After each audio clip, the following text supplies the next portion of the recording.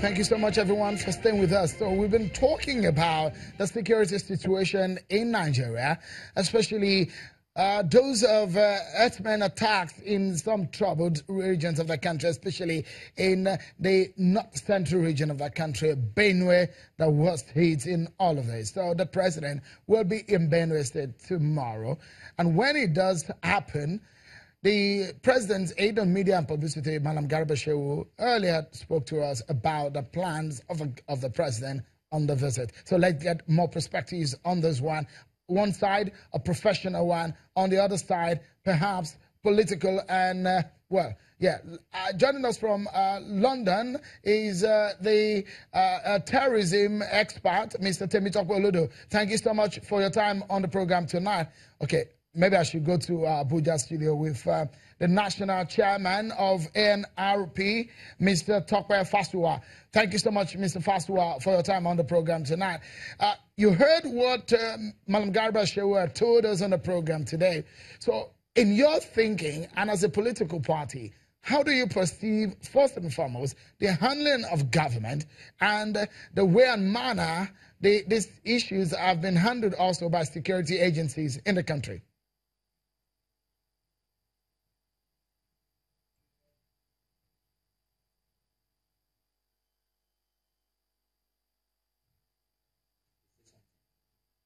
Well, Mr.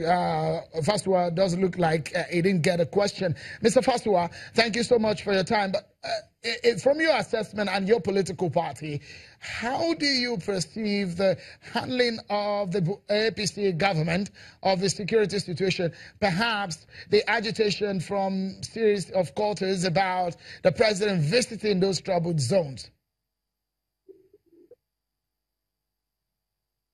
Thank you very much, Sean. Good evening. Well, it's very simple. You know, I think that our leaders ought to be quicker on their feet, especially when it comes to security of lives and property anywhere in Nigeria. You know, and of course, the basic role of government is to secure lives and properties of the people. That's why we surrendered our sovereignty to them, according to the Hobbesian theory. The right to self-defense has been submitted back to government so that they can provide this for us. So when anything like this happens, we want to see that our leaders are feeling for us. We've seen all of these things happening around the world. We have examples to choose from.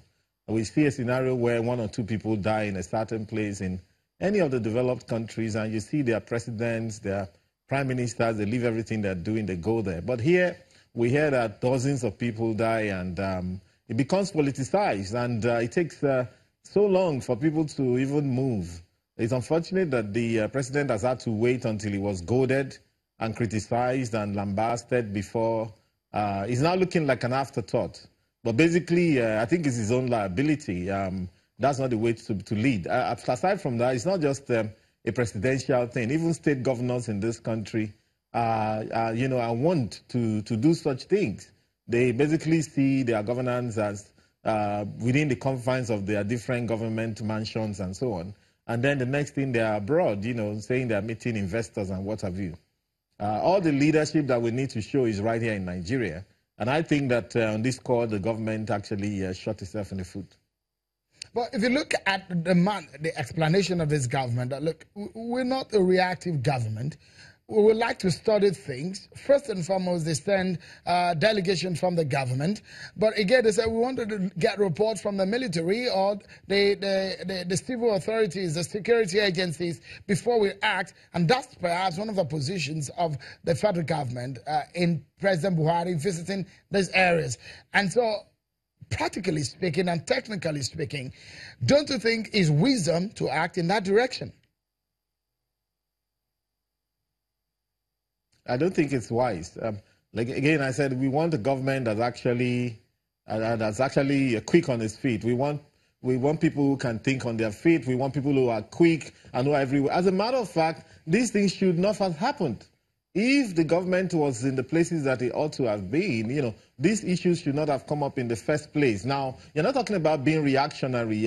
Things have happened already. Then you have to take your time and study the situation and send an advanced team. Oh, come on. You know, I mean, the problem now is that we are living in a country where so many things are happening at the same time. We've almost become unshockable. There's no amount of carnage that happened. I mean, just last Friday in Abuja here, they said they had an accident on the road to Kubo there. What's it called? You know, a trailer. And that dozens died. I didn't see it on any news. That's the kind of country we are. You know, if it was elsewhere, we had a crash of that proportion. Up till now, 5 days after, we'll still be seeing the analysis on CNN. We don't seem to value human lives. And I think, unfortunately, that's what even our government is showing us, that they would actually take their time and drag their feet before somebody moves there. I think it's a non-issue. The government has written its own testimonial by his handling of this situation. What is your assessment then about this situation, a security situation that is, we have the insurgency in the northeast region, and perhaps what the feat that the military has performed in that region, and the dimension of the attacks that we see in the north central region, perhaps similar to what we see in the northeast region. Herdsmen, it looks like a local problem. Some people will explain that perhaps what we see in the northeastern region is perhaps of international dimension. How would you assess and the way and manner the military has acted? Take cognizance of the fact that there's an Operation Cat Race in force.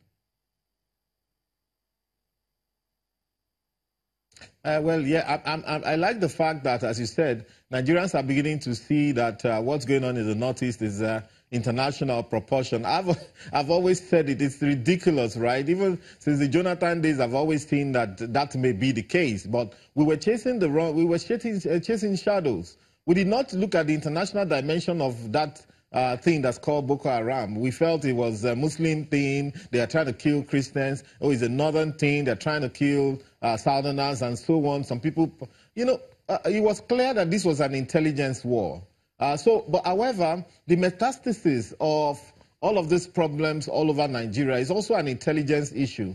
Security is an intelligence issue. The day that they bombed Yanya, here in Abuja, I traveled to Kaduna, and I also went to Saminaka, which is a village between Kaduna and Plateau State. And on my way back that same day, I met 3 battalions of Nigerian Army going to the north with 3 armored tanks. That was in the Jonathan era. And it occurred to me that these guys don't know the enemy they are fighting. You're going towards the north, okay, you're concentrating in the north, then they're hitting Abuja, and the guys disappear.